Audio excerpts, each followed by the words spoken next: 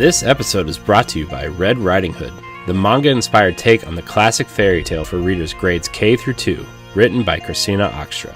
In Red Riding Hood, readers review the classic story in a brand new way, with twists in the story, more diverse characters, and featuring Japanese aesthetics incorporated throughout.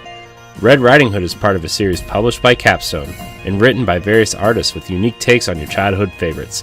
Look out for Red Riding Hood, available on Amazon and your local bookstores. Congratulations, Christina, on your first published book. The link is in the show description.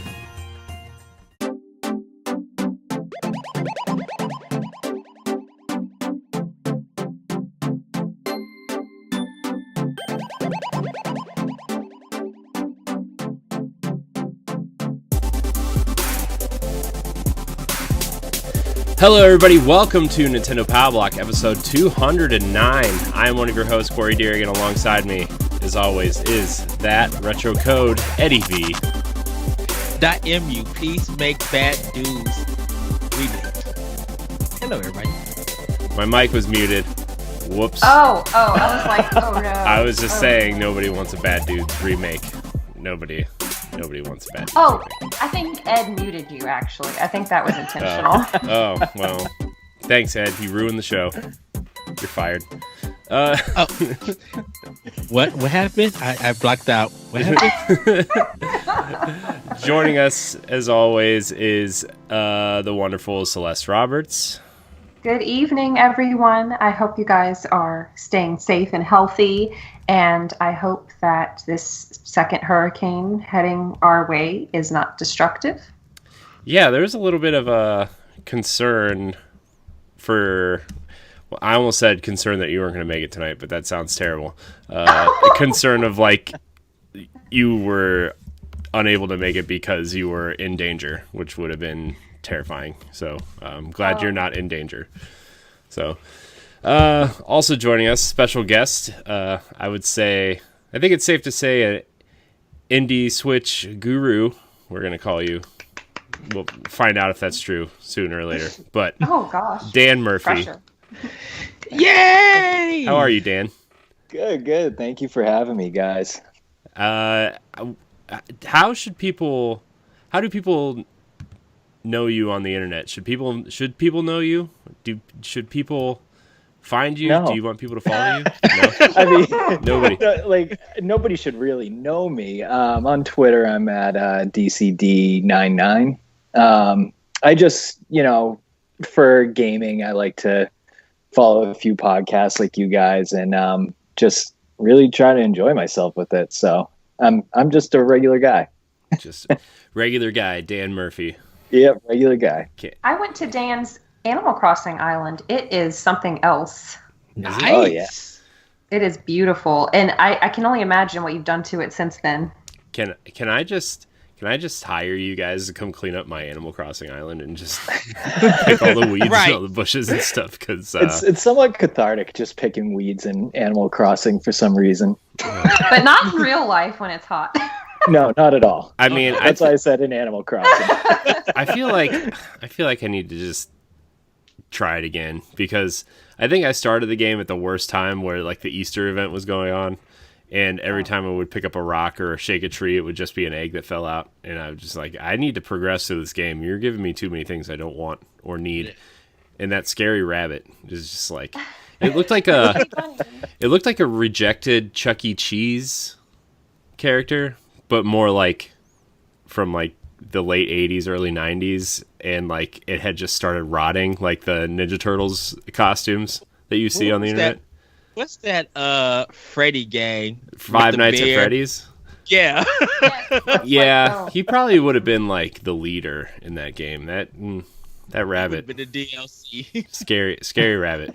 Scary rabbit. So, well, for a little behind the scenes stuff, we did not record last week because we are shifting everything around. There's too much going on here.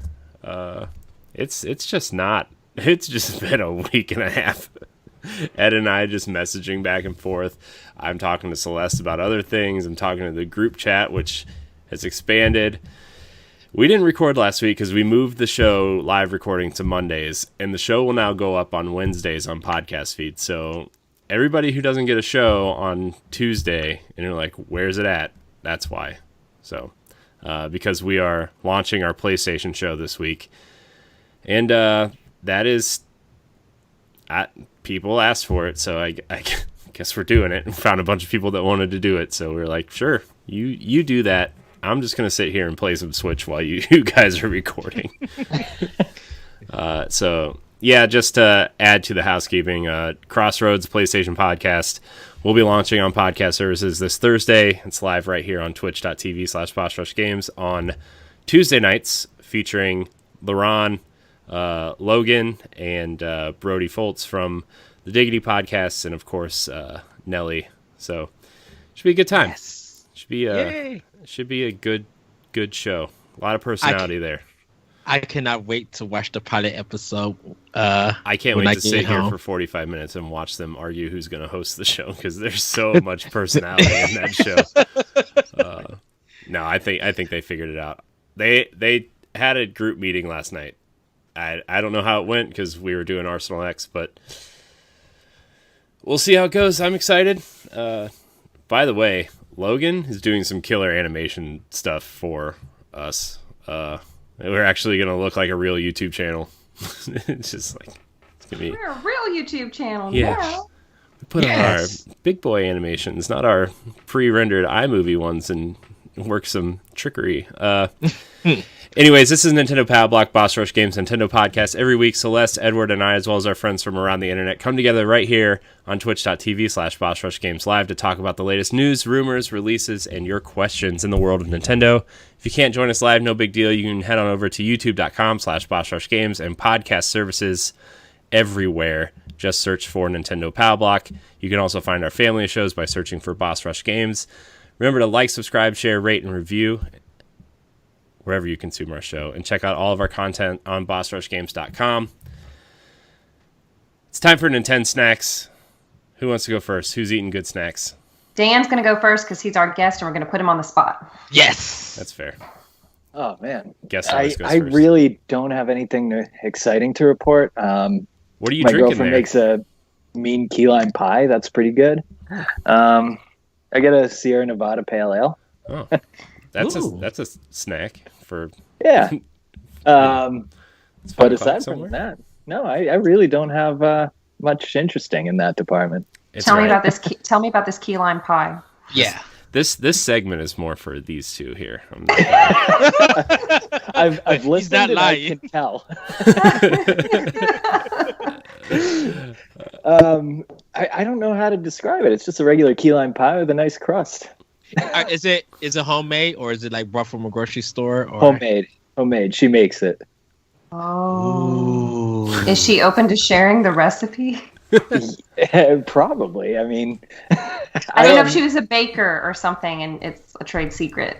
I don't know. I don't pay attention. I enjoy the good parts of it. So. Well, I didn't want her to say I can't share it because that's how I make my living.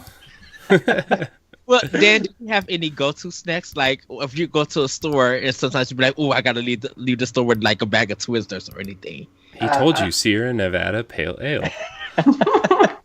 I'm pretty boring, man. It's chips and salsa. That's probably my number one. Good. I like a good chip and salsa. Yeah. Now, are you like a regular chip guy? Are you like I need a hint of lime or avocado chips? Like. No. I go all natural. Okay. I'm there to taste the salsa, not the chip. That's fair. You know what? That's good. Is it like Tostito brand or just like any kind of brand? Any kind of brand. Whatever's there. Whatever the biggest bag is, I guess. Well, do you like cold salsa, hot salsa, any salsa? Medium or hot? Not the mild. Yeah, I go medium. Yeah, I like a good hot salsa. I need my mouth to burn, and like I can melt some metal with my mouth when I'm done. That's what I need. I want to clear my sinuses. Yeah, I don't want to sign a waiver, but I do want it hot. Yeah, I can't touch hot. Man, I'm hungry now. Tell you what. Speaking of food, my wife made dinner and she put a little bit of seasoning on some chicken, but also surprised me with some corn on the cob tonight. Let me tell you, you just lather a little bit of butter on there with some seasoning salt, and I'd be like, I'm like one of them stupid cartoons where it's just like a typewriter going across. It's gone. You season salt on it? Yeah. I know they just do the butter. Well, I used to do salt and pepper on it, but then like Lowry seasoning salt changed my life about 5 years ago when I was working at the restaurant still, and like we used Lowry's for everything. I'm like, okay, this is good on fries, but what does it taste like on the rest of this stuff? And it just changed my life. My mom, when she cooks it, she'll put the seasoning salt on it to cook it, and then we just add the butter after it. Because I think she was just like, it gets too much if you just throw it on after it's cooked. Yeah. Well, it's fair, I guess. Anybody else got any interesting snacktoids? Yes, so I went out of town and came back with some snacks. I actually went to a beef jerky outlet and came back with some gummy bears, some You they went didn't to a have any beef jerky outlet and brought home gummy bears. Are they gummy bear beef jerky pieces? So they actually, it's a particular brand, and I'll post it later because I forgot to bring it in the house. They have beef jerky on the wall, but they sell other stuff with it. So because I got Korean barbecue beef jerky. So good. And they have two different bags. So their red ones are for the tender beef jerky. Their black bags are for the hard, like real kind of beef jerky. And so I was just like, I need the tender one. So I can't wait to try the Korean. But they had, those kind of the fruit ones. They're like fruit jellies. They had a bag of those. They also had, surprisingly, and I was going to get it, chocolate dip insects. Ew. So you will actually be able, they were like $3. And what happens is that if you buy it, it gets donated to a charity for it. That's a good incentive. So they had worms and and I was just like, I should do it, but I'm not going to. Next time you're there, you should do it and just film it and throw it up on our YouTube page. That way, like, we get 6 billion views and become super rich off of you eating chocolate bugs. Yeah, I will. You should live stream it too. Just Twitch IRL. Just eat some bugs. Just do it. It'll be fine. Yeah, I probably will. But yeah. I will not reimburse you. Were you gonna plan to reimburse me? No. But yeah, I had that. I had some fried rice. And this fried rice was just like from a high-end Japanese place, and man, it was so good. Actually, had like mushroom soup from also, was just like, it was so amazing. By the time I even got to the meal to eat like my shrimp, my egg yolk, and all of this other stuff, I was almost about to pass out the chair, like, because it was literally so good. That Japanese was just so good. I came back with a full belly, and I was just like, ooh, this 2-hour drive home was going to be a wreck. I had to let my stomach settle. But yeah, it was really, really good. And thank God for Rockstar Fruit Punch, because that kept me up for my drive. I love Rockstar Fruit Punch. It's just so good, and only certain stores around here now carry it. So, but that's my Nintendo snacks that I had, or my snack tender, I should say. That's the kind of stuff that I had right now. We had a discussion at work the other day about fruit punch, and I think that's like the biggest lie in the entire world, that anybody likes fruit punch, because fruit punch is just the worst drink of all time. Are you serious? Yeah, fruit punch sucks. Oh. No, yes, depends on but it actually depends on which brand that you're drinking. Because I grew up making Kool-Aid, and fruit punch was our staple. No, there's only one way to drink fruit punch, and that's to open it and then pour it down the sink. You are but I'm gonna throw man, We're about to see a fight on Twitch. Right. Just like Wouldn't be the worst thing we've ever fought about. there's a brand called Knee High. They make great fruit punch. And just it kind of just depends on who makes fruit punch for you. Because like I used to drink a lot of Hawaiian punch until they took out the sugar, so they reduced it. Even Capri Sun, they had some really good fruit punch. But now it's just like it just really depends on who you get that makes some bomb fruit punch.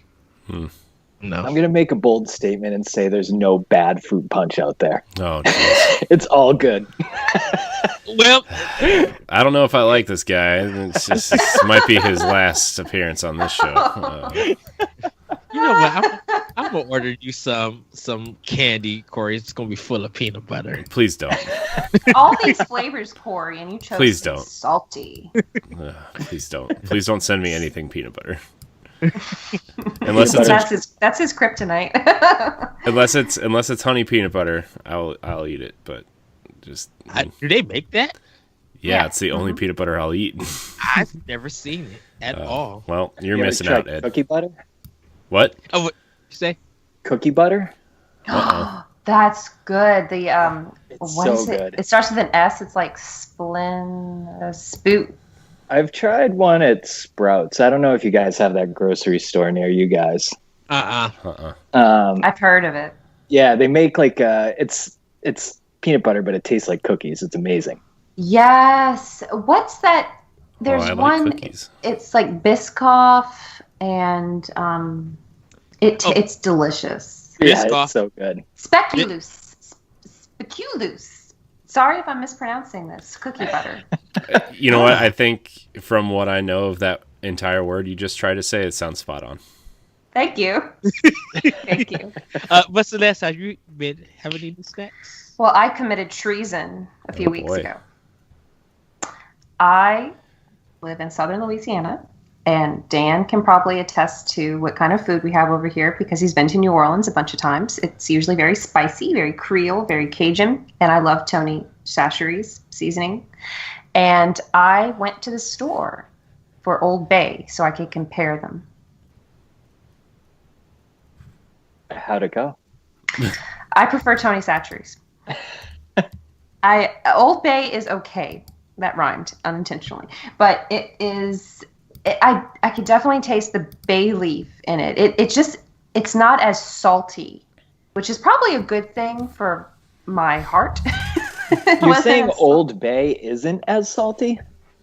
Yeah, Tony Chachere's Wow. is like double the salt because I was reading the nutrition labels to compare them to see what the differences are, and yeah, Old Bay was a little bland. It's okay. It's flavorful. It's just Doesn't sound okay, Celeste. Sounds like you're having a real hard time I'm trying to convincing be yourself. nice to my northern friends.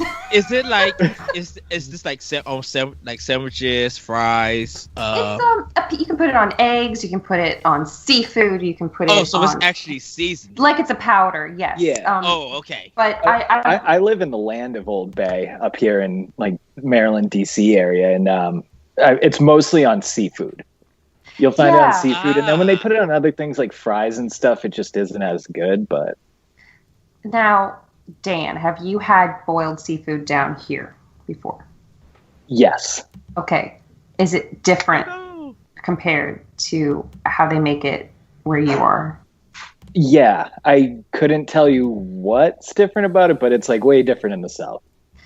Do you have a preference? And you will not hurt my feelings if you're honest. I prefer I love the food in Louisiana. It's so good, like that spicy Creole food. I'd have a heart attack if I lived there, but when I go and visit, it's like all I can eat. We don't eat like that every day. I promise. I promise. The level of gumbo, how would you base it? Like Louisiana gumbo versus outside. Oh, Louisiana's the best. Once you have it there, you can't eat it anywhere else. And he has relatives, so he has the benefit of having homemade food. The Cause, restaurants are great. Because like my mom, when she cooks it, she makes definitely the okra, the rice, the chicken, the shrimp and stuff like that. And she used certain seasonings, but I don't know if Louisiana have a certain particular season for their gumbo. I'm not a snob about Louisiana food because a lot of people from outside the state put tomatoes in it, and people are quick to vilify them for that. But if you like the way it tastes, I don't care what you put in your food. You know what? I never thought that tomato would be in gumbo. It's not supposed to be. Some people like to put it in there from like out of state, but if you enjoy it that way and it makes you happy, you're still gonna get your level of cholesterol, the bad cholesterol. So I don't care. All I'm gonna say is, if I could take 5 bites and be ready for bed for a good nap, your gumbo has succeeded. If I can eat the whole bowl and I'm not tired, we need to talk. Yeah, then it's just soup. Pretty much. Well, I will send you guys a picture of a recipe from a Down the Bayou cookbook, Cajun cookbooks, and I will send you guys the gumbo recipe if you want to make it. I absolutely will. I'm still ready for Granny Roberts. She could make. Oh yeah, you're gonna kidnap my grandma. Yeah. I tease Celeste, Dan, about if I visit Louisiana, that I was gonna kidnap her grandma, or I might marry her and be like, "You're coming up to the north." say bye because she knows how to cook. So I'm just like, let me taste this good old cooking. Wow. What? We did our snack portion. I wish I could kidnap you and Sandra sometimes, Corey, because when I came to eat, man, y'all two threw down. I was just like, I'm about to, we did. Here? We did a lot while you were here. I think I ate more that week than I did the last, I don't know, too long. We have more eating to do. That's fair. I did have a giant burrito for dinner this weekend. That was awesome. Nice. That's about, that's it. Look, if I could eat Casa del Rio Express every weekend, I would. And I know on Tower Casuals we talk about Earl's Sandwich every weekend, and I do would eat there every day as well. But this burrito was awesome. I hope to go to that sandwich place one day and taste their sandwiches. There's one in Chicago. Where? I don't know. I just know I went on their website and there's one in Chicago. Oh, I'm about to find it and give it a good old try. You should. You should get the. Go ahead. You should get the original. You should get a Hawaiian barbecue, and you should get a BLT. Those are my 3 suggestions. Although, can't really go wrong with any of the choices. The club is very good. The ham is very good, but I would probably go in there just to be like, I want to try something different, because I would do the BLT because I don't really eat a lot of that, and me and you talked about that, Corey. But like club sandwiches and ham sandwiches, I've done that so much, Not that's this one. But I'll have to think about it. Let me meditate. This conversation is making me want a midnight snack later. Look, yesterday night I went to Checkers and got me a chicken sandwich. That sounds like something you would do. It sounds delicious, but I'm nervous about heartburn. When we got off of Arsenal X, and when we were, while I was editing, we were talking, and when I got off, I was like, I'm going to be. He's like, I'm going to get a milkshake. I'm like, oh, okay. So, nice. But sadly, I didn't get a milkshake. Man. All right, so we're going to actually talk about some Nintendo now. Poor Daniel. He's like, I came to talk about video games. Hey, I was having fun talking about Old Bay and all these things. Don't worry about me. There was an Indie World Showcase last week, and it was very good. I was very pleased with a lot of the things that they showed. Particularly Raji, the Ancient Epic, looked really good. Hades was a nice surprise to see, although I don't really care about roguelikes, but I will play anything that Supergiant puts out. And there's just a bunch of other things like Spiritfarer and Untitled Goose Game getting an update and stuff. So, in general, before I'm sure Ed has a plethora of notes ready about this showcase, but anybody have any favorites that stood out to you?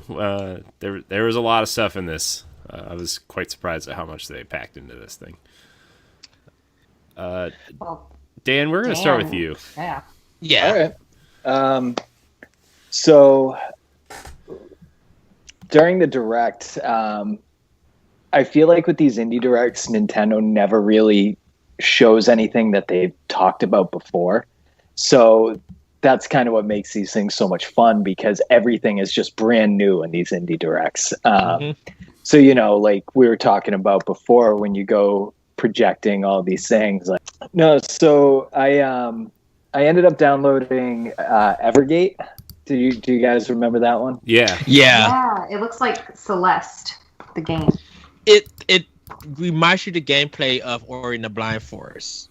Yeah, and it's very, very different than Ori. I think just, visually it looks a lot the same of Ori, but it's actually like a very unique game. And I was thinking about it. I was like, how do I explain this? Because it's so unique. Like, you just have to, basically you're a little spirit and you're trying to grant your memories to basically find your soul. And there's all these different memories kind of blocking it from an outside spirit. So you kind of go through these worlds where you use different crystals, I guess, and you use them to power yourself through this puzzle platformer type of game. So each level is pretty linear, and it's a puzzle, and there's just like one direct way. But you also have the challenges of like picking up the 3 feathers and breaking all the crystals in the level, or you can do a time trial. So I've had a ton of fun with that because it was just very addicting figuring out the puzzles. I thought the music was great and kind of told the story for the game. So that one was a lot of fun. I just played it too fast and it's over. Yes, so, you beat it a few days ago, huh? I haven't played a game that hard in forever. Like, I think I logged 20 hours in like 3 days. Wow. I think the last time I played a game that hard was Zelda. Or Fire Emblem, maybe. Yeah, like when I was stuck inside in the winter or something. Like, but I was just like, I have to play this game. It's just so much fun. It had you coming back, because I was wondering how long the game is. Like, you could probably beat the game without doing the 100% completion in like 10 to 12 hours. Oh, that's good. That's an average gameplay. That's pretty good. Yeah, I mean, it's it's an indie game. And I've followed the guys on Twitter and stuff, and it just seems like a really cool team. So it's like, it feels good to support these people as well too, you know what I mean? And I followed the composer, and he shows clips of like them making the music and their like orchestra theme. So it was cool. It was a good experience. We talk about indie composers who do stuff for indies on games, and their music is becoming more memorable than some of the big names, Yeah. Because it's just like you said earlier, the music kind of tells the story. Right. In the game. And so when you hear that, you just be like, why? I think a lot of people don't realize that. I think personally for me, I want more indie soundtracks to come out than some of the first party and third party games. Right. Because I'm just like, their music is just like it's on the same level as a big name company. And it's crazy how the world of indie has done that. Yeah, and I think the coolest part too is like there's just so much passion and caring out of the out of the producers and the developers, and basically anybody that was involved with that music score. I think there was 5 of them. And just watching the videos, it's just so cool. Yeah, it looks absolutely gorgeous. Yeah. No, it really does. Yeah, so that was a super fun game, and I also downloaded A Short Hike, I don't know if you guys have played that. No, but I want to play it. It's on my list. It looks like a 3DS deliberately game. designed HD DS game is what it looks like. I think it was an Apple Games port, maybe. I know it was on some other system or something that was this one of the Apple Arcade games that they ported over? It might have been. But yeah, it's a cheeky, fun game. You're just this little bird trying to climb a mountain, and that's it. You could beat it in 20 minutes, or you could beat it in, you could take your time and explore the islands and stuff. And you collect things to move on into different areas. So you're a bird hiking as opposed to flying. You glide. Oh. Yeah, and you have to collect these golden feathers to make her puff up a little bit, and then you can glide down. It looks so cute. Yeah. It's a really chill game. It was like $4 or something. I went into it expecting nothing, and I was like, "This is actually really fun." Well, it's so funny because it's called a short hike, but they talk about all the extra stuff you could do in it. Yeah, exactly. But it's just like, that just makes the hike a little bit longer. But yeah, it looks really good. Yeah, so it was fun. I mean, it's worth the $4 you pay for it, and it's like just something if you it's a secondary game. So if you're burnt out from whatever you're playing, if you're on hour 190 of Xenoblade, you're like, I'll play a short hike and relax a bit. Don't you have like a bunch of games going on at once too? I usually do. I always have like a main game that I play and then like a secondary game. So like right now I've been kind of slogged. What is the main game you're playing right now? So my main game my main game is Paper Mario right now. Yes. Yeah, so I kind of been slowly going through it. Have you guys all played it?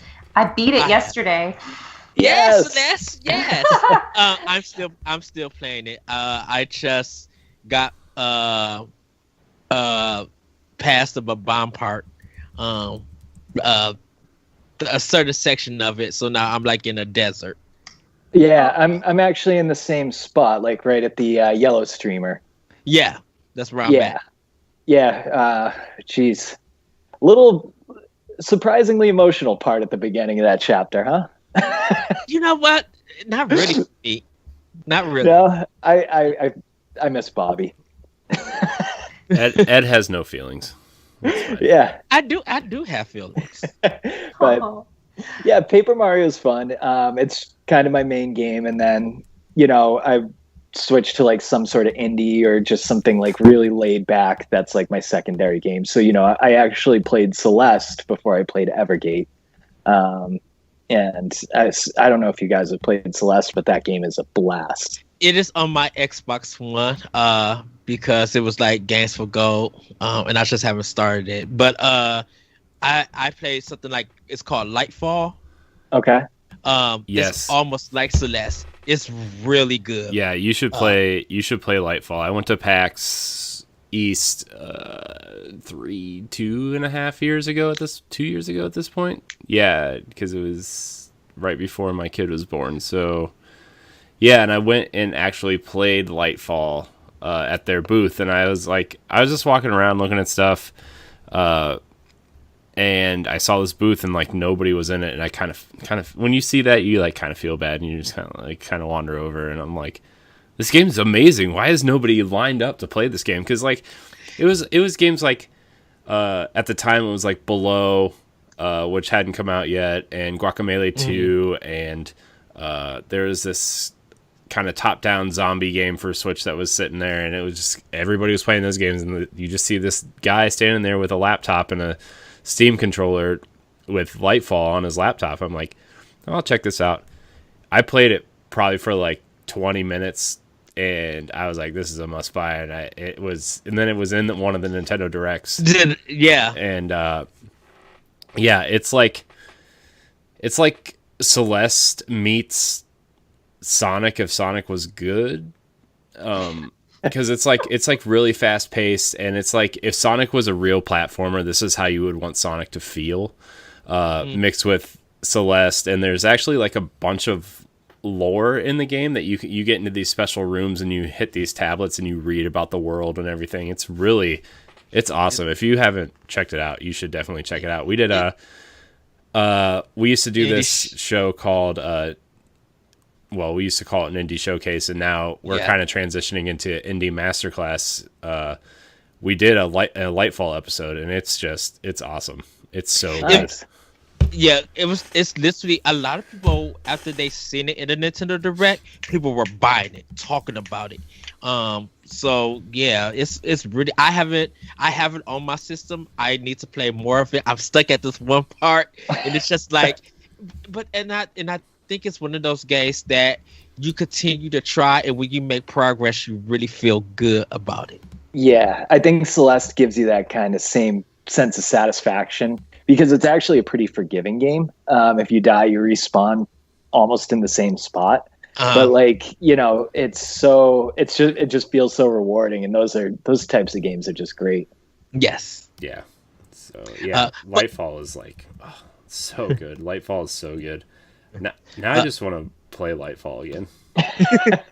But Daniel, any other games? So I'll probably get something next. I'm not too sure out of that Indie Direct. So Manifold Garden looked kind of cool. I don't know if you guys remember that one. Yeah, it's like that kind of trippy puzzle looking game. Yeah, that seemed really cool to me. And Raji looked really good, and Hades looked really good too. Yeah, I actually an got MC Escher painting. I actually got Raji, and it's the music is amazing. I only played it for about 15 minutes, but it wasn't really what I expected it to be, but it's actually more of what I wanted it to be. It's kind of a exploration puzzle game with amazing music. The music is amazing. I've been wanting to get it, but I just didn't even think about it yet, because I was just like, is this Prince of Persia meets Metroid ish? I'm not far enough to give you that information, but it's really neat. And I think a lot of people did pick it up after they seen the trailer. I'm just like waiting on it for right now, because I got a lot on my plate. But it's a game that I do plan on buying. You know what it kind of reminds me of, Ed? Actually, it kind of reminds me of the direction that Rhyme went, but like better. Okay. It's really cool. I really highly recommend it. It's not even anything close to what I expected it to be in the best way possible. It came out with a perfect reception. Everybody, when they showed it, everybody on Twitter was just like, I gotta get Raji. Yeah. It was probably maybe one of the biggest takeaway from the indie showcase, outside of Hades and some other stuff. Yeah. Yeah, the animation looked really cool in Raji. Yeah. And like it does like a mix between like I don't know, Ed, you probably remember this. Remember that game Apotheon on PlayStation 4? That was Games with Gold. It was kind of like a Metroidvania game, but the whole art style was like the way you see Greek art on clay pots. Yes. Mm-hmm. Yes. Like some of the cutscenes and stuff kind of remind me of that, but with like a Hindu flair to it. And man, there's some of that, and then there's some like kind of almost like guacamole type animation in it, right? It just, there's so many different interesting art styles within the cutscenes themselves that just fit. Yeah, I don't know how they pulled it off. It just kind of fits. All these art styles just fit. That's the one thing about the indie showcase, is that what everybody loves about it now, every time they do it, is that they got indie developers around the world showcasing stuff. And even the one that like, I think there's a UK one that they do, because I think the last one before this indie showcase, there was designers from Africa making the game. Mm-hmm. And it was just like, I love that they're actually showing developers around the world making indie games and putting it on Switch that everybody's willing to try. And if they love it, they would double dip if it gets physical. Mm-hmm. Yeah. You know, because like Grease, I love Grease. Yeah. Like and that was a game that came out of nowhere because I think it's French. I think. It is.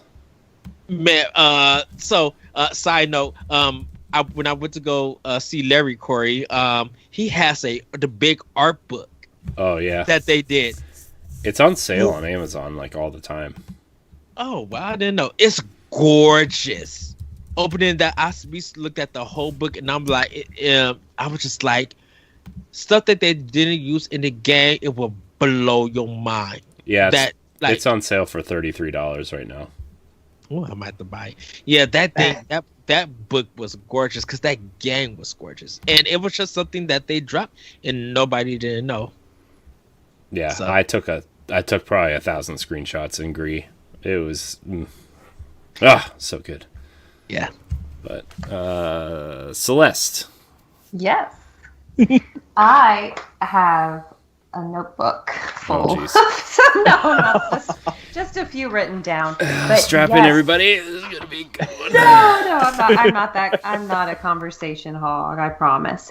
I am super interested in Raji, and the animation reminded me of a book I loved when I was in elementary school called One Grain of Rice. Do you guys remember that book? I heard of it, but didn't get to read it.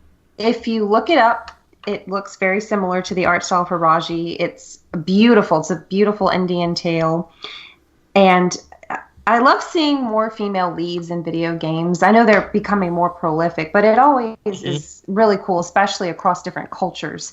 I absolutely love mythology. I love folk tales, fairy tales. So I'm very eager to see this adventure.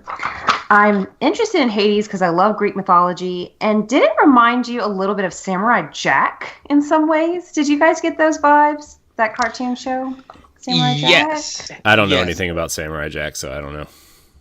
I wish I need to buy that game because it came out. I know Hades was, when they first showed it, it was an Epic exclusive. So everybody was just waiting to see if it was going to come to any other platform. Because the animation that they showed, like the intro for it before they showed the game, that was all new. Like that, they didn't show that when Hades got announced. So yeah, it looks really cool, and I'm interested in Spiritfarer because it reminds me of Studio Ghibli. Yes. Now this is a weird one because they first showed it at Xbox at E3 2018. So I thought it was dropping for Xbox first before it went anywhere else. Well, it's on Game Pass. Well, yeah, but it dropped on. It came out for everything after they showcased it live and said it was coming later for Nintendo. It looks really pretty, and there's a cat in it. That's all I need. Mm-hmm. That's all I need. Everybody seems to like the cat in that game, by the way.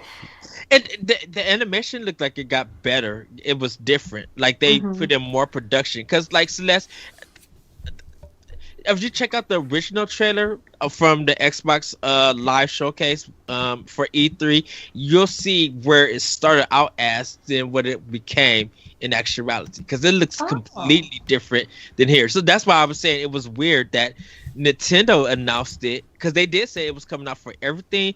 But I thought it was going to release on Xbox first. And then it would come to Nintendo on PlayStation and PC later. I didn't know that. I didn't think about that. Thank you for bringing that up. A Garden Story and yes, Garden Story looked great. What are you, bored of Animal Crossing? You got to play another. No. Actually, Kim Chica, who is the community manager for Rose City Games, she was on our women's panel, and she was on the Indie Showcase. If you guys remember, I know. I was so proud of her. Like that was cool. I was like, when you mentioned this, Celeste, I was just like, yes! Yes, I was so excited to see her in action. You play as a little grape. Yeah, it's on my list to buy. It's on my list to get. And Card Shark looks really cool. That like Romani Gypsy style of music and animation. I know like 2 card games, and Dan and I have talked about what is the game that just came out in June, Dan? For with all the different games.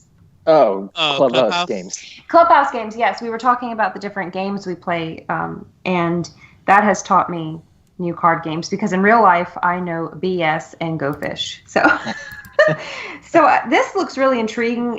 It sounds like you can learn different parlor games and tricks. It takes place in the 1700s. And I'm wondering if you can get into duels with people if you try to trick them. That looks kind of fun. Are you going to fight somebody over some money lost in a card game? I don't know. People have died for less, so I don't know what's going to happen. I liked the guy on that, too. He seemed like, he's been through some shit in card games. I was like, He's this guy. Some things. Yeah, this guy knows where he's coming from making this game. Maybe he's been watching some Hamilton. I don't know. Who knows? That was. Those are the games that really caught my attention. I'm sure I'll see more. And now with digital games, it can feel almost overwhelming. I'm thankful for all the options, but at the same time, when I pop into that eShop on my Switch, I have to kind of take a breath. What do I want? I want everything. It's so just full all the time. That eShop just sometimes 2 or 3 times a day they update the store with new games. It's like, where did this come from? I was just I get home from work, I'm checking the eShop while I'm relaxing or whatever before dinner. After dinner, we're getting ready to watch a TV, and I'd pull out my Switch. There's 5 new games there already. I'm like, what is happening? Just be like, this wasn't here an hour ago. Yeah. What about Corey and Ed? Are there some games? I know we kind of talked about similar ones. Okay, so I am interested into Inmost. I know they've been showing more of that, but it looks pretty good. The Red Lantern is the one with the wolves and stuff. That was another one show that Microsoft show. But it's coming to Switch, so I can't wait to see more of that. Struggling look weird, but I kind of turned around, and I think I'm going to get Bear and Breakfast. Yes! Yeah, that game looks interesting. Thank you for bringing that up, because I almost forgot. The animation it's got me, and I'm like, I love this. Well, you know what's funny, Ed? You brought up Red Lantern and Bear and Breakfast. Is it Bear and Breakfast? Bear and Breakfast, yeah. Yes. I pulled up Red Lantern, and there's this ferocious grizzly bear you're having to fight, but I think Bear and Breakfast has a completely different tone. Yes. Garden Story, yes, I want that. Manifold Garden, I'm waiting for. And the reason why I'm waiting for it, because I think that's going to get physical, and I'm like, I want to see the box art, because I want it. If it touchdowns on physical, I'm buying this game physical. It's probably gonna have some kind of cool metallic case that's real trippy and reversible, and I don't know. You'll probably have to Rubik's Cube it to get it open, but yeah. Yes. I am going to get Evergate. I just like I said, Hypnospace Outlaw. I wasn't into, but I like the fact Nintendo was just they're allowing keyboard support for this game, mouse and keyboard. Takashi and Hiroshi, I've been hearing a lot of good things. That's the stop motion one, right? Yes. Yeah. That one looks really cool. Good. Yeah. Yeah. I'm a sucker. Oh, go ahead. Oh, I was just going to say I'm a sucker for stop motion anything. So. Same here. It reminds me of A Year Without a Santa Claus. Yeah. Yeah. Yeah. Torchlight 3 is a must-have. Untitled Goose Game. Really good. Yeah. Untitled Goose Game with the co-op. I don't understand Untitled Goose Game at all. I played it. I downloaded it off Game Pass and I played it for a half hour. I'm like, I don't understand why people like this game. This goose is stupid. I just deleted it. I haven't played it yet, but my godson came over and I let him play it, and his favorite thing to do is let it honk. This incessant honking. That game is amazing. You're a goose that ruins everybody's day. How do you not get it? Corey, have you ever wanted to ruin someone's day? Now you can without consequences in real life. Yes, I dream of ruining everybody's day when I wake up in the morning. That's what I live for. If I can't ruin someone's day, I don't even know why I woke up that day. She dreams of Elsewhere. It's like this Earthbound RPG punk. Like I love the color to it, and I'm like, ooh, I'm interested. And it's on my list to get. Unrail. Now this is the railroad kind of game. I love trains. I am a fanatic about trains. I've been ever since I've been a kid. My mom took me to a train museum, and I feel like I wanted to live there as a kid. It's here somewhere in Illinois. It's like a 4-hour drive, and I think I'm going to. I just found out that a demo is live on it, so I'm going to get the demo and try it out. I was getting nervous because I was just like, I don't know if this game is for me, but I'm willing to play something like this. It looks super fun for me. You guys mentioned Raji. I'm going to get that. Like I said, I pretty much I told Celeste, like everything on here, I pretty much want. Struggling is weird because it's like this gross physic weird game, and it's just like body parts and like moving this glob animal human thing around.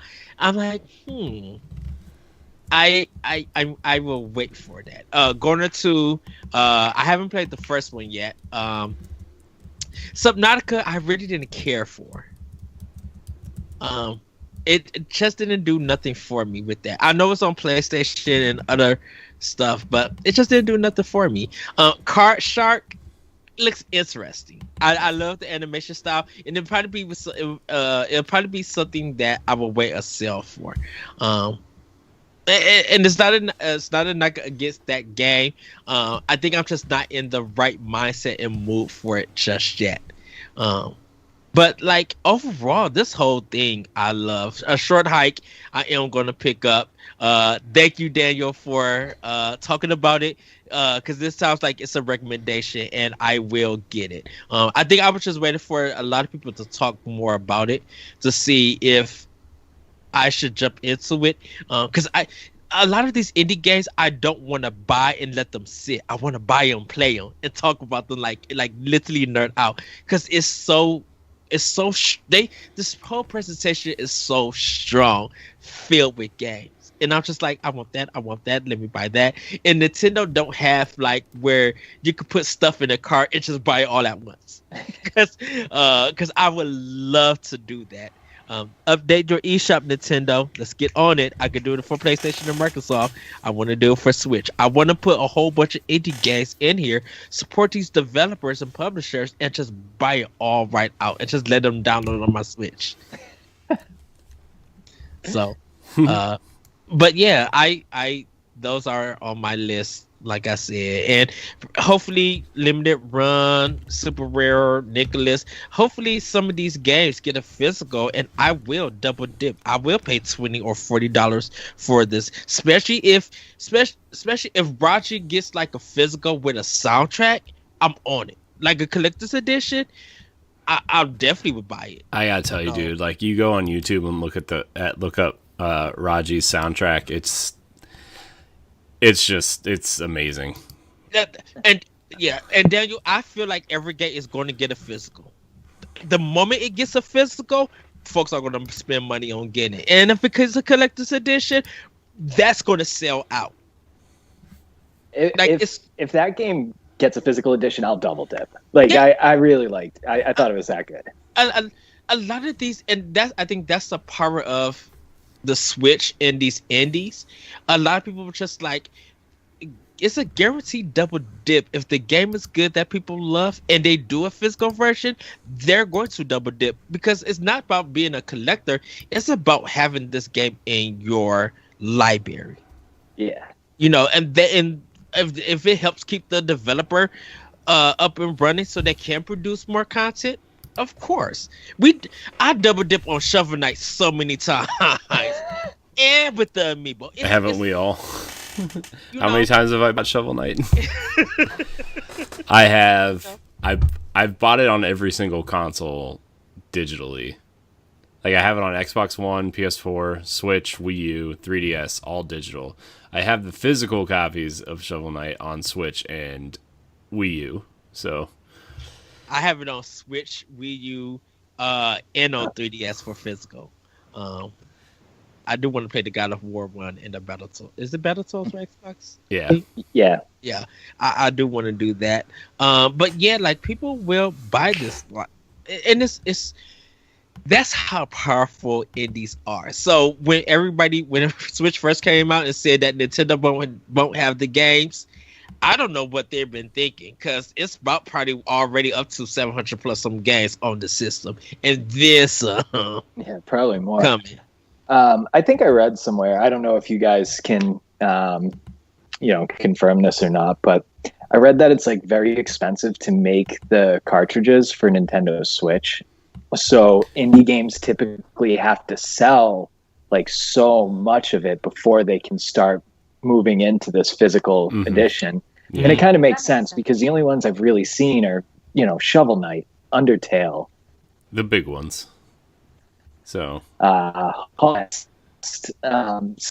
think, it's almost like a catch-22. Like you have to have that, before the sales before the big thing.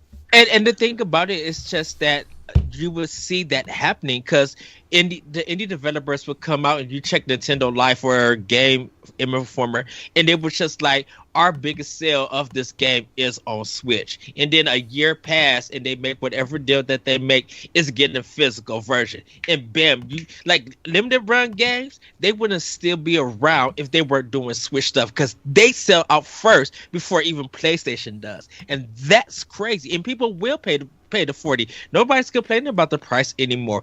If you if you deliver good quality, not only with the game, but with stickers and Bandcamp download or whatever for the soundtrack, if you deliver all on that, you're going to have people buy out the thing. And you're not, unless they're reselling it, I haven't seen any resales. Everybody just like, yep, all those copies are gone.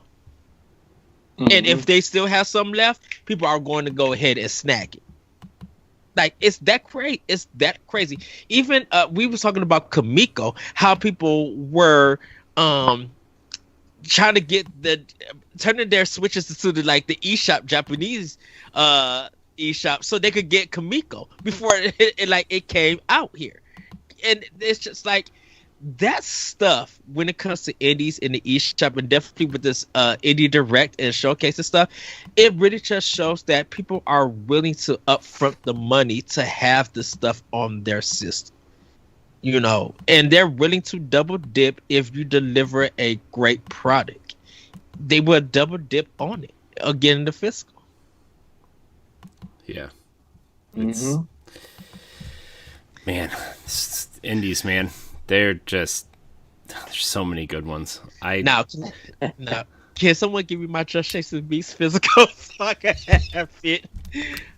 Nobody's giving you Just Shapes and Beats physically. No! Sorry, the soundtrack, I feel like, is probably the reason. Yeah. So, man, this whole indie showcase was it was probably one of the ones I was more interested in. I'm not really a huge indie guy. I wish I was into more indies. I just, for whatever reason, I'm just not into a lot of them. But this one actually had a ton of games that I really want to play. So, I mean, Bear and Breakfast looks great. Evergate, I want to play really bad. And then, obviously, Raji, I downloaded instantly. So, they're there. They're there. But we're gonna. It was a beautiful showcase. That's all I just wanted to say. Yeah, that was probably the best indie direct, and I'm one of the people who really enjoy indie games too. And that one beginning to end was real solid, including the Goose game. Including the Goose game. Man. You may proceed, Corey. Yeah. You may segue. Yeah. Speaking of the Goose game, we have a few questions we're going to answer. I think one of them's cheating, though, because one of them is from my fellow staff member. But that's okay, Megan. We'll answer it. Our first question comes from, question block. It's called the question block, everybody. Man, it's been so long since we've done questions. Yeah. We have questions for the question block. If you would like your question answered on the question block, you can email us at nintendopowblock@gmail.com or tweet at us at Powblock Podcast. We'd really appreciate your questions. Samantha Cross writes in. She says, what are a few great indie titles on the Switch? I know there are a lot, but I really want to nail down some better ones. Since I don't have that many, I'm going to start because there are quite a few games that I feel like on the Switch, they really work. So, first one, Fell Seal Arbiter's Mark. It is a tactical RPG in the vein of Tactics Ogre and Final Fantasy Tactics, and it's the art style is kind of like hit or miss for me. It took me a while to kind of get used to the art style, although I'm kind of liking it now that I'm kind of invested. It's really good. If you want a good tactical RPG, this is it is the Final Fantasy Tactics game everybody's been waiting for. They just came out with a $12 expansion. I think it's called Magic and Monsters, where they add a whole bunch of new monsters you can fight. They're kind of like big boss battle type things. You can play it for 20 hours. You can play it for hundreds of hours. There's so many like side things you can do, min-maxing your characters and finding just all kinds of cool upgrades and stuff. It's such a fabulous tactical RPG. That is... What was the name of that game again? It's called Fell Seal, Fellseal. It's so good. It came out last year. It came out on PlayStation first, actually, and then it moved to Switch. It's really, really good. The music's really good, too, if you're into the music. So Crosscode is another one. Yes. Is what I've heavily been invested in. It's in the running for my game of the year. It's kind of a top-down 16-ish, 32-bit Zelda-esque RPG. More on the RPG side than a Zelda side, but... yeah, Crosscode is definitely one you should play. Let's see. I gotta pull up my Switch list to find them. Obviously, I will go last on this question. Yeah, Axiom Verge. Axiom Verge 2 is coming out, but Axiom Verge, if you like Metroid games, definitely one to look at. Lightfall. Which I'm assuming that one might be in the Nintendo Direct, because I thought... Yeah. I feel like they'll probably give some sort of release date then. Yeah. Lightfall, which we already talked about. Iconoclast, I know is probably on Ed's list. Another Yes! Metroid style game. Iconoclast is really good. The art style is really just I can't wait for people to play that game. Out of this world. Shovel Knight Treasure Trove is my favorite indie game of all time, so definitely check that out. Snipper Clips, if you want two-player co-op. Technically not an indie game since it's published by Nintendo, but it feels like one, and it's just a cute little disaster waiting to happen. The Messenger is... The Messenger is like there's a big twist. I don't really want to ruin it if nobody knows what it is in the middle, but it starts out as kind of an 8-bit Ninja Gaiden game and moves into something totally different in the middle. And then, of course, one of the best platformers of all time, N++. I need physical. I'm still waiting for physical. I need that to happen. I wish they would fix the buttons on the Switch version, because it's all backwards and just really messing me up. Just makes me mad. Can we just have the B button be the jump button, please? Yes! Can we just have like the option? It's nice that they now, like, the Switch has the button mapping on it, so and you can save kind of the profiles, right? And I don't want to have to do that though. I just let B be the jump button. It's not. I don't think it's that difficult. Nintendo's already backwards compared to what everybody's used to, even though I would say Nintendo is actually right and everybody else is backwards, but everybody plays everything else a lot of the time, and now they think Nintendo's backwards because Xbox kind of standardized the A button at the bottom. Nintendo messed up. Just throwing that out there.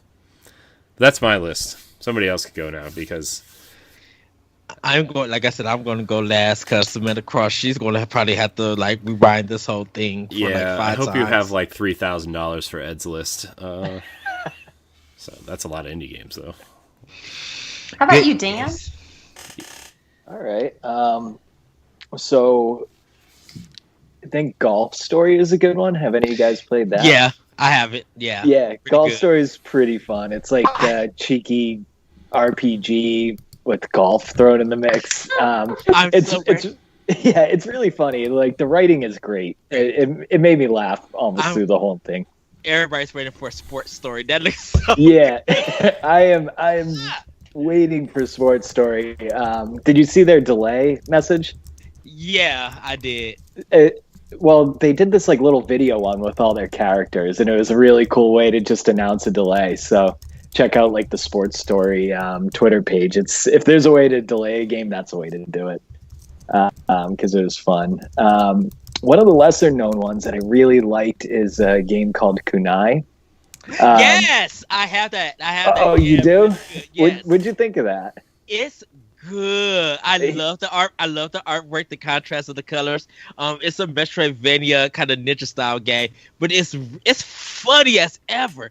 But it's good. It's so good, and like the controls are so good and tight. Yes. And like, what's this called? It's called Kunai. Kunai. How do you spell that? Kunai. Yeah, it's like you're a little iPad. And My God. Yeah, and Yes. the art Looking it style up. is cool. The game itself is just great. Because it was like what, $6 or $7 when it came out. It was like really cheap. Yeah, it was, and it was like this is kind of unfortunate for the game, but some guy on the internet just decided he was gonna like review bomb just a random game, and it happened to be Kunai.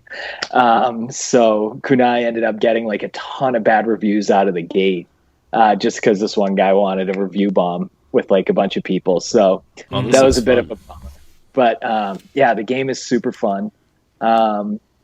And, like we were talking about, Celeste is a great game. And then another one I'd recommend is Wargroove. Have you guys heard of that? Mm-hmm. Yes, I have it. Yes. Yeah, Wargroove is really cool. It's a tactical style RPG. You have your heroes who have different kind of...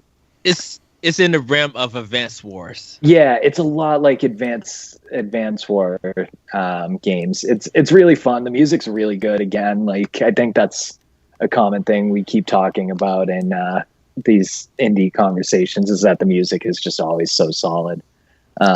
But yeah, those I'll stick with those. Wargroove, can you play as a dog? Yeah, you can play as a dog. His name is Caesar. Oh my lord! If you want a tactical game that you can also play as a dog, Valkyria Chronicles 4 also has a dog. It's still on my list that I need to buy. Okay, can the dog die? No. Well, you would Caesar? lose the game. Just don't let him die. Yeah, just give him a nice pet and say good boy. He's so cute. Oh my goodness. Okay, I'm gonna close this because this dog is so cute. Just buy the game and you can look at it all the time. Yeah, now you have to buy it. You can go through Caesar's path. I want someone to paint me a regal portrait of this puppy so I can hang it in my house because it is so cute. Yeah. Aw. Celeste? So I'm fairly new to indie games, so my list will be kind of short. I've played some walking simulators on PlayStation and Xbox, but they are also available on Nintendo Switch, like What Remains of Edith Finch, Firewatch. I believe Gone Home is on Switch as well. It is. Okay. Yeah. And what was Dear Esther? Might be on Switch. Mm-hmm. Dear Esther and Firewatch are the ones I need to pick up. Yes. So we can do our book club special with Yes. walking simulators. So the one specifically on Switch that I've played most recently today, I actually picked up We Should Talk, and that is produced by Whitethorn Games. BUTV was on our women's panel, and she's the community manager for Whitethorn Games. Okay, let's play that game together because We Should Talk. Uh-huh. And then we'll talk about it. We should talk about We Should Talk. Yes. So it's I played one round today before our podcast recording, and it's really cool because you can customize your sentences, pretty much 3 or 4 different parts of your sentences, and that can affect the endings, the outcomes. So I've just done one scenario, and I decided to be nice. So I don't. Are you guys like this? I don't like being mean in video games. You know what? I Mass Effect is going to be my example because when I first do a playthrough, I'll go good. But when I do a replay through everything, I'm evil as ever. Like I'm kicking everybody. I'm letting folks die. I don't give a care. Like I try to get my thing read as always. Infamous 2 or even Infamous, they kind of had that same thing. I was just like, let me stay good for the first playthrough and then go evil secondly. I haven't started a game where I play evil, but Coffee Talk I am. Not Coffee Talk. I'm sorry. We Should Talk I am. Kind of staying on the trend of indie games, Undertale is a game where you can kind of choose to be evil or, kind as well. So, do you have a preference, Dan? For Undertale, I went with evil. Oh. Went around fighting everybody because I didn't know. Okay. No, you were just having a bad day and wanted to take it out on these poor innocents. Yeah, no. Oh, they're not poor and innocent, but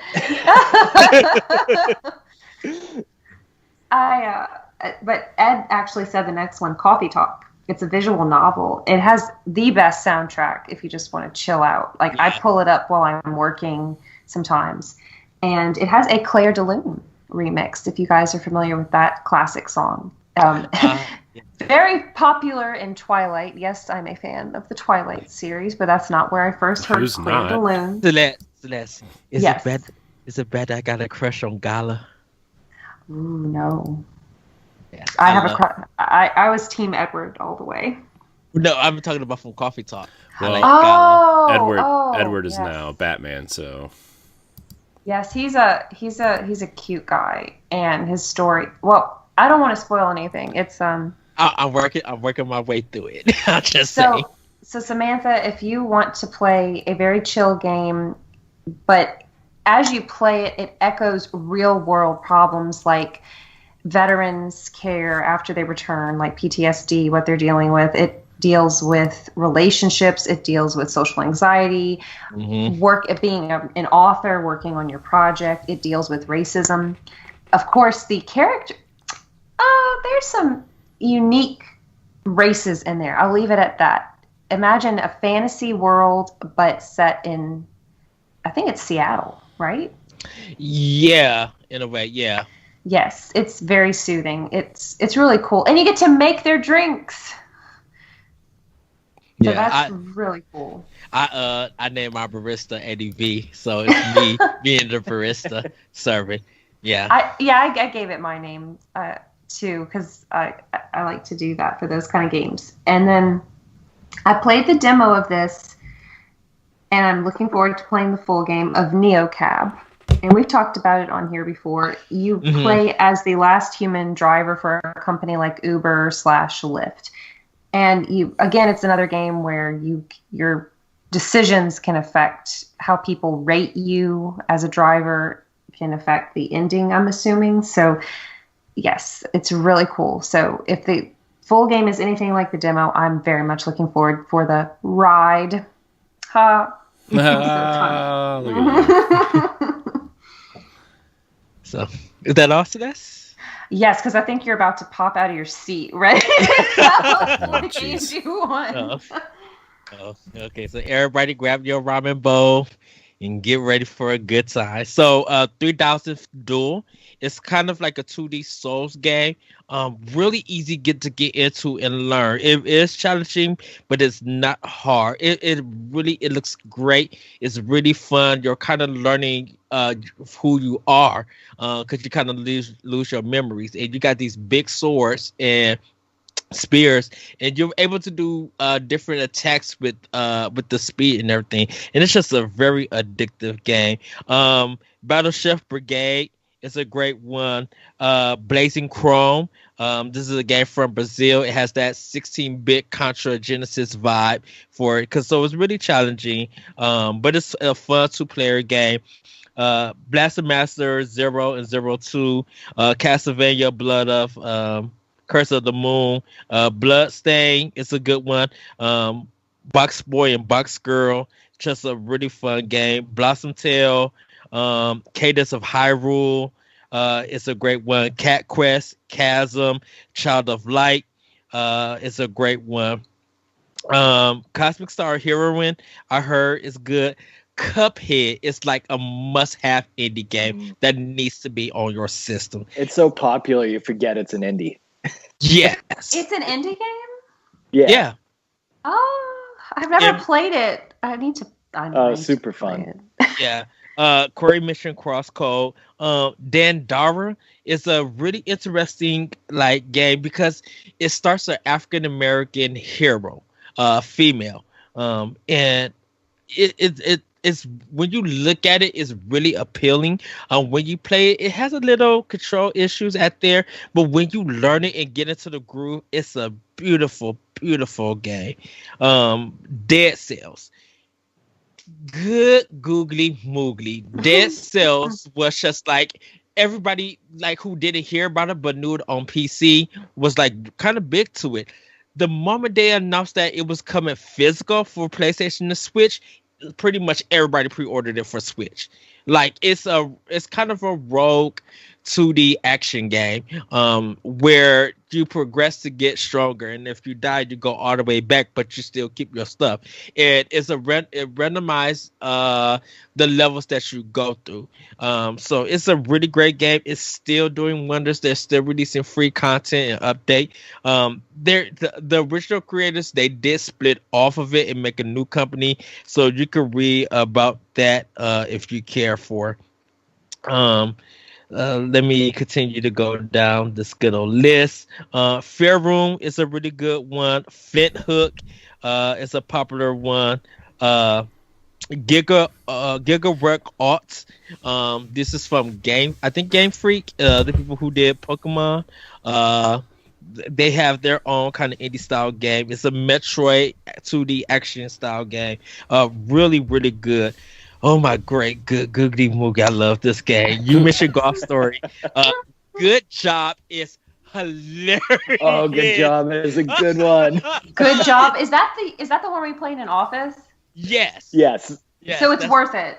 It's worth it. Oh, it's so fun. It's so fun. Yeah. So if I've worked in an office, would I relate to anything I see in this game? You are trying to do tasks and things are in your way and you literally just destroy stuff. So it's up to you on how you get it. It's funny. So if I'm having a bad day at work, I'm gonna yes. Yes. That's a game you played, you kind of just laugh through the whole thing. Yes. Graceful Explosion Machine. I cannot say enough great things about this game. It is addictive. It has that action stylized kind of combat gameplay feel where you're this ship and you're going through this level and your mission is to get rid of the enemy so you go to the next stage. And it's an arcadey kind of style point system. So the more you continue to go, the more your score goes up. And you're trying to keep it at a high level, but with connected stuff. Just a great, great game. I mentioned Greed. Everybody needs to have Greed. Hook. If it wasn't for Corey telling me this game was $2 and I buy it, I'm spending the 4 hours playing this game, messaging Corey like crazy. It's an amazing game. That's all he wanted to say. Hook is like the best $2 puzzler game that you're gonna buy anywhere. That's all I have to say. Hook is so good. It is so good. It's worth every penny. Yes, it is completely just addictive. Corey probably gonna mute his microphone. I'm just along for the ride. That's all. Okay. And bento. This is because of Celeste. I love sushi. I love bento boxes. I never got a chance to make a bento box. This is a puzzle style game that is very relaxing. It deals with cats. Very cute. The the artwork in the animation. I mentioned Celeste that I had to put my Switch down and just look at it. And she did help. Cute. It's super adorable. So it's real worth it. I mentioned Just Shapes and Beats. The music in this game, the Shovel Knight remix is bonkers good. It's literally just addictive. I had to put it on the level of Forza Horizon 4 when it comes to music. It's so good. I mentioned Kamiko. Katana Zero is the beautiful game. Really fast paced in action. Later Daters. You play as you're in a old couple home and you are trying to find someone to love and date.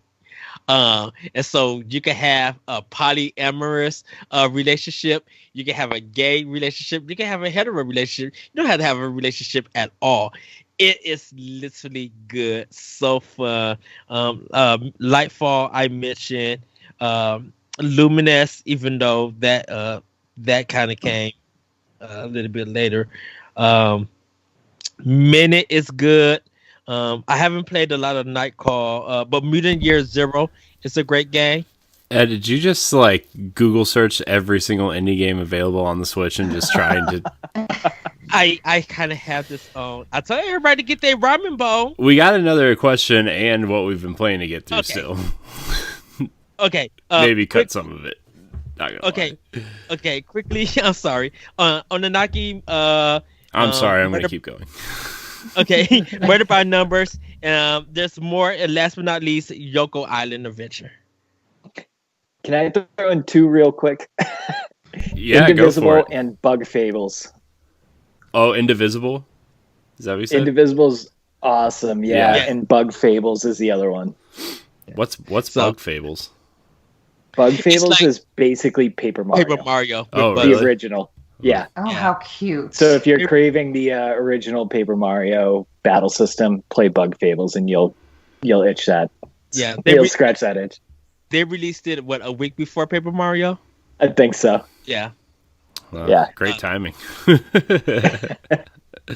But go ahead, Corey, to the next one. I'm sorry. All right. You know what, Megan? We're gonna skip your question for now, just because we have been going kind of long. But we're just gonna kind of anybody playing anything interesting, anything fun? Just real quick before we get out of here. I actually have. So there's I think Avicii.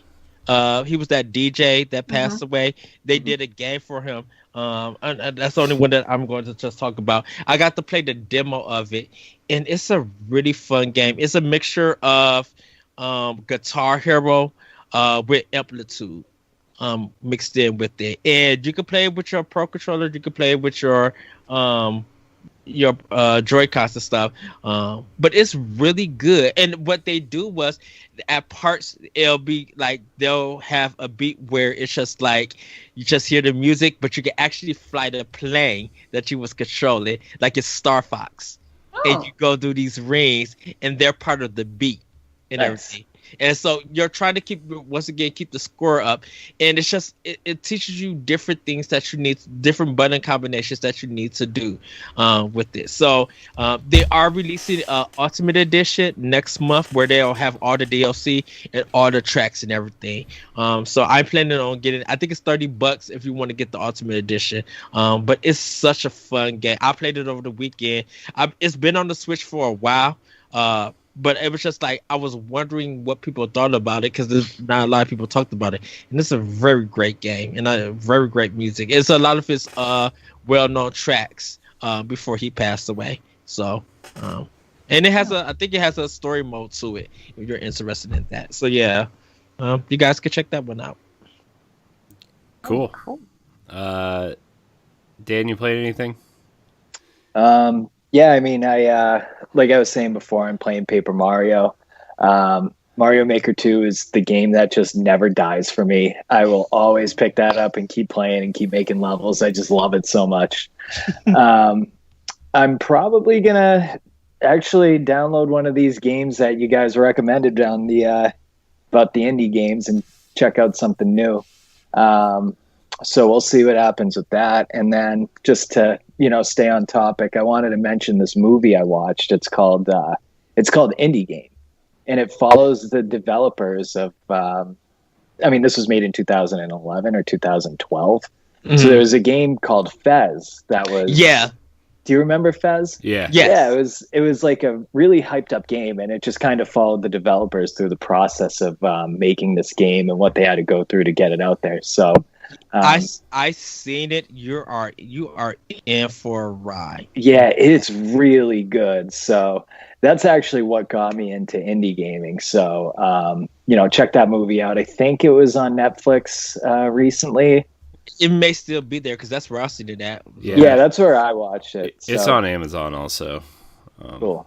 Yeah. Awesome. Thank you for that. Because we've been watching High Score on Netflix. I need to watch that. I haven't watched it yet. I heard it's great. Yeah, we watched the Nintendo one. We watched the very first episode, and it just brought back some memories. I mean, I was born in the late 80s, and so some things weren't. I don't remember exactly, but gosh, it made me nostalgic for malls, shopping malls. Which are gradually disappearing in some places, or they're just not as populated as they used to be when I was growing up, and it makes me sad. You could fool me from around here, because like we live like 5 minutes from a mall, and it is packed like every day. Just even still through this Corona crap, it's just like not a parking spot open. It's crazy. Wow. But do they have some closed storefronts? Because our mall has like one wing where Sears was, where like all the stores over there have open real estate. Well, I think the JCPenney part is closed, but there's like a huge Apple store in there. There's all kinds of like fancy things happening in there. Oh, he's got the charger. It looks like the laptop charger. But yeah, our mall is like, it's packed all the time. Plus there's like a lot of, I guess our mall isn't really like a typical mall. There's a lot of like fancy restaurants in there and like, things to, of course there's a Sbarro and a McDonald's in the food court too, but, but there's like a really like high priced pizza place in there called Dewey's Pizza that my wife and I really like, but it's specialty pizza, and each pizza costs like $23 for a pizza. Ooh, but it is the devil. Oh no, dude, it is really good pizza. Like if you want garbage, there's a Domino's 2 minutes from my house, right? But if you want really good, just like the best pizza, we get like the barbecue chicken pizza, and we get the Don Corleone, which is just like a bunch of Italian meats on it, and it's just it's so good. Snack. Yeah, I'm getting a snack after this. Yeah. So I ate dinner like at 5:30 my time, so starting to feel I still got some nachos from Taco Bell, Nacho Grande. I didn't get to go to Wendy's because they was backed up. So, but yeah, Celeste, what are you playing? I beat Origami King yesterday, and I will try to. I don't know if I'll 100% it, but I'll try to gather a few more things. And Twilight Princess HD on the Wii U, because I recently found a $9 copy of that game with the Wolf, Link, and Midna amiibo. So I've been enjoying that a lot, because I haven't played it since it was on GameCube. This was like 13, 14 years ago, I I played it all the way through, so it's really cool reliving it. I'm in the forest temple right now with the cute little monkeys. How's it holding up? Yes. What's that? How's it holding up? Like, I haven't played it since GameCube, but I remember it like actually being my favorite Zelda aside from Breath of the Wild right now. Oh, I like this guy. He can stay. Yeah, that's Corey. That's my favorite. It's my favorite Zelda. It's still beautiful. It's still fun. I'm using the Wii U gamepad to play with it, or you can use the Pro Controller. The music's still great. I love that Link's backstory is developed a little bit more. He's part of this village in Ordon Village. The only thing is, with older games, instead of the seamless transition between areas, you have a little load time. So Yeah. That is not a deal breaker for me. It's just so funny to go from Breath of the Wild, where everything seamlessly flows for the most part, except the, oh my gosh, not dungeons. The shrines. Shrines, yes, thank you. Those, I mean, that's... Which there's is funny because the loading. dungeons are actually pretty seamless to get into the dungeons, and then the shrines are like, you have a 30-second load to get into them. Yeah, you're right. Yes, it's good. Although I'm gonna have a hot take. Midna is not my favorite side character, not my favorite companion. That's fine. Yeah.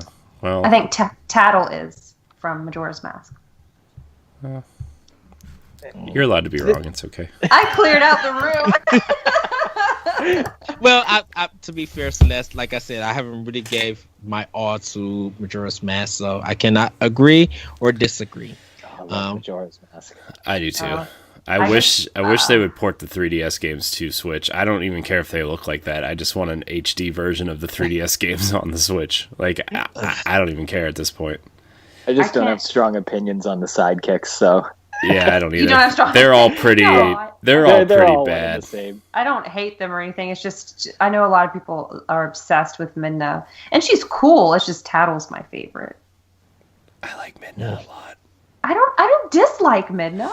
It's just A lot of not people- my favorite. A lot of Maybe people we'll like the boat from Wind Play Waker. through the whole thing, and we'll revisit this. Yeah. Yeah. We'll But see I how will- you feel about that after.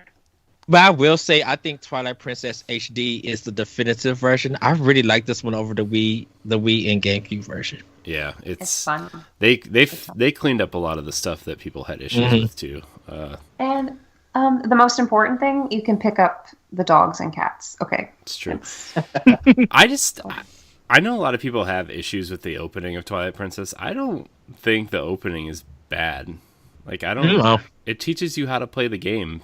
I mean, if you want a bad opening, you go play Skyward Sword and walk around that floating island for 5 hours, and you're just, oh, geez, hurry up. But I don't think Twilight Princess is that bad.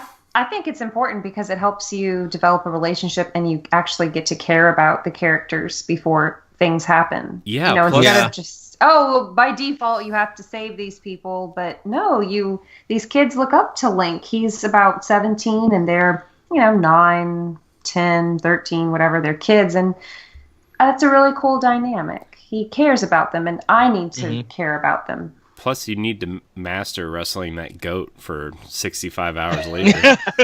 So. It's knocked me on my butt every time. So Well, spoilers, you're going to have a real tough time with that final boss battle. it's been over a decade, so I'm looking forward to it. I'm just kidding. If they port it to Switch, day one purchase. That's all. Oh, absolutely. Oh yeah. Look, I will get it digitally and physically.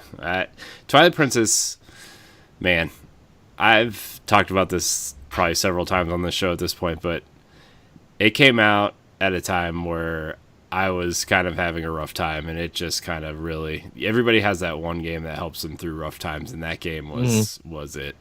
So man, Twilight Princess is a special game. I tell Corey that the moment they announce it for Switch, if they put it for pre-order that day, I'm leaving the house. I don't care. I'm recording the podcast. I'm gone. My thing is, I'm like, I'll be back. Just how functional that amiibo is in Breath of the Wild. I am shocked they haven't put it on Switch yet. Like, just for that simple fact alone, that amiibo is so functional with Breath of the Wild.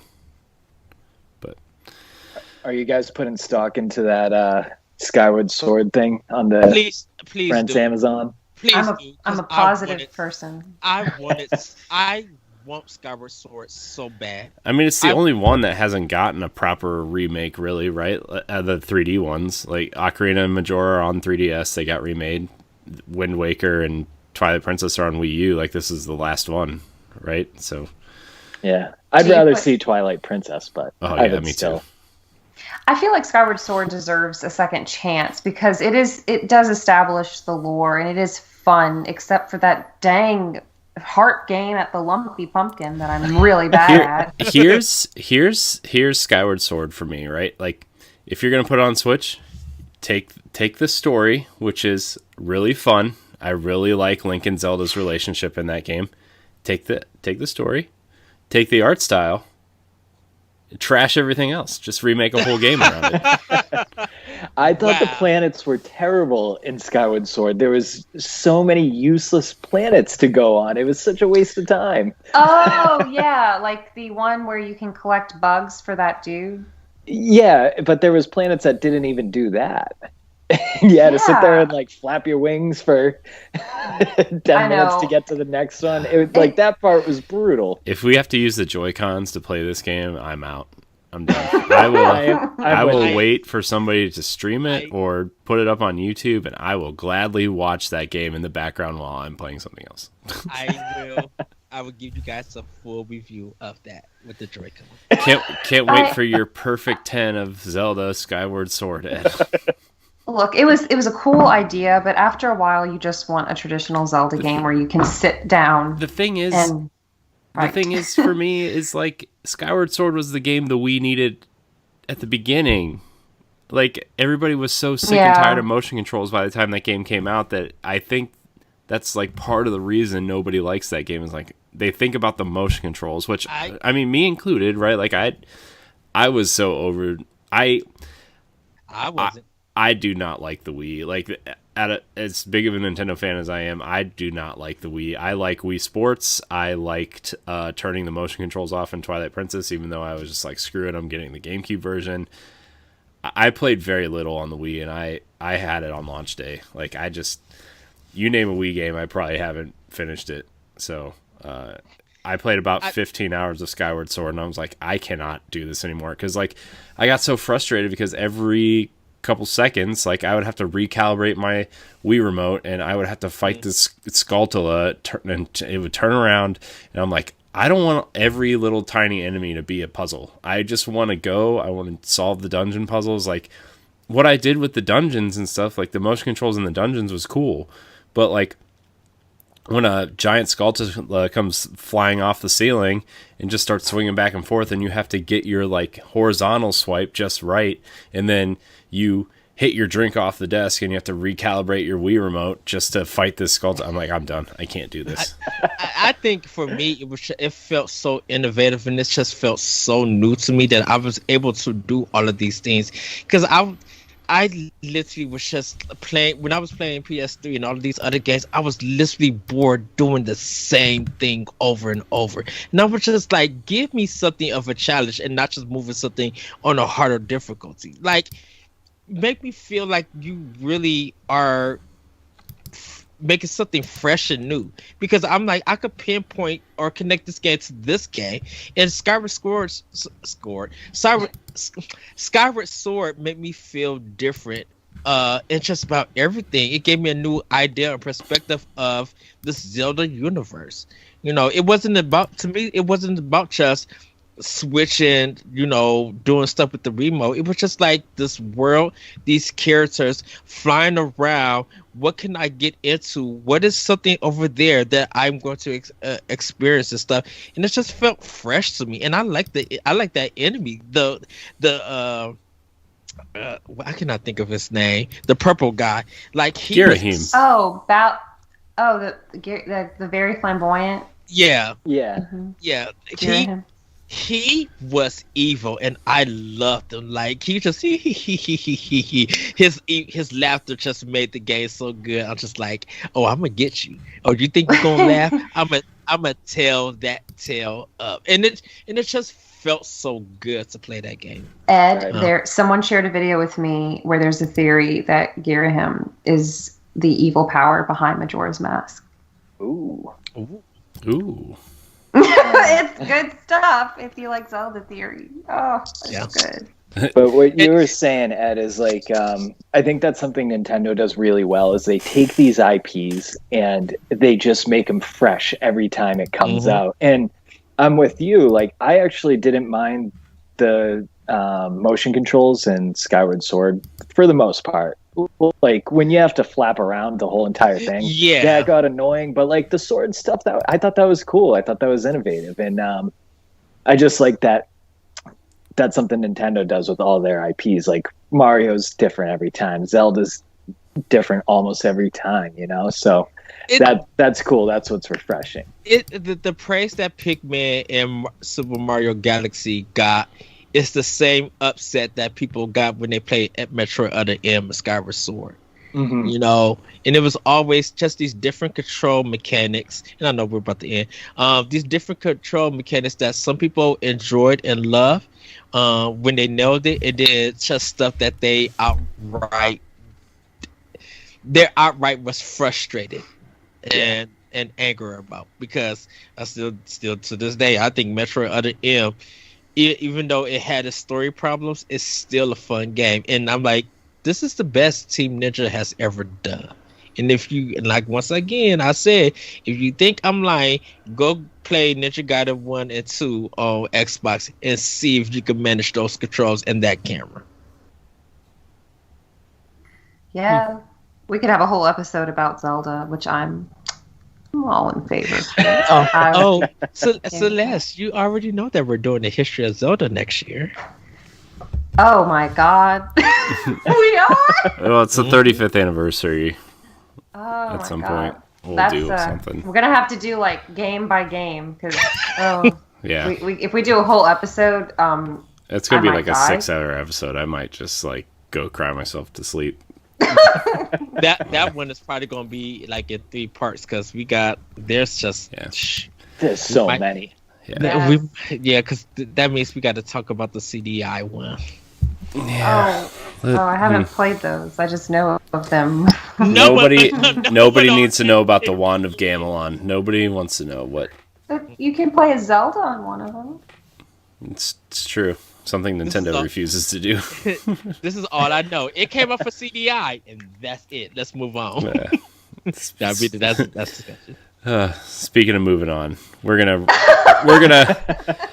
wrap this episode because I still have a couple other things I have to do tonight. So, thank you guys so much for listening to Nintendo Pow Block. We have moved the live shows to Monday nights on Twitch. The show will go up on podcast feeds and YouTube on Wednesdays now. So, sorry, you Tuesday listeners. You can check out Arsenal X on Tuesdays now, so you can check that out. But where was I going with that? I have no idea. It's been a long like 2 weeks. So, anyways, thank you guys so much for watching. Ed, where can we find you? You guys can find me on Twitter at ThatBretchko and check out Option Opinion on SoundCloud and other podcast apps. Celeste, where can we find you?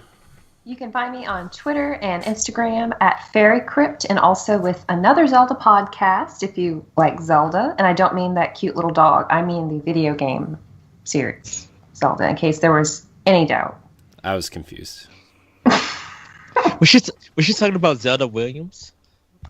Yes, we have a whole website dedicated to Zelda Williams. She said dog, Ed. Oh. There's a little dog in Zelda. Dan, you want to remind everybody where they can find you if they want to follow you? Unless you don't want to, that's fine too. But you can see me on Twitter at DCDM99. Cool. Yeah. Yes. Thank you for coming on. This was awesome. Yeah, thank you so much for having me. That was a great conversation. I had a lot of fun. Yeah, yes, thank you. Yes. You have a lot of insight, and thank you for talking about food with us. You're welcome back anytime you want to talk some Nintendo and indies and During stuff. the whole food segment, Ed and Celeste are just smiling from ear to I ear know. and so engaged. It was hilarious. I know. This is how it is every week Key now. lime pie, tell me more. Oh, I need to know everything. You can find me on Twitter and Instagram at IamCorianHD. You can find all of our content on BossRushGames.com. Check out our upcoming PlayStation show, going live on Thursdays on podcast feeds. So I'm very excited to share that with the world finally. I think that's it. Remember to like, subscribe, share, rate, and review wherever you consume the show. Thank you everybody so much for watching. Until next time, we love you. Bye, everybody. Bye, guys.